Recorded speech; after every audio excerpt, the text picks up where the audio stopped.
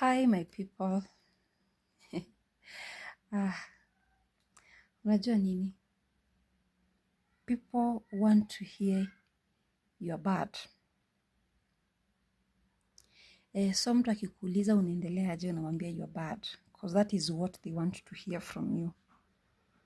Once utaanza kumwambia, I thank God, Mungu alinibariki hata saizi niko najenga. I have my company now. Niko na gari yangu. They start turning their face. Because walizoea wewe ni ule wa mashida.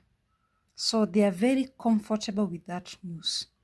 So give them their dose. So wakikuuliza unaendelea aje, I'm very bad.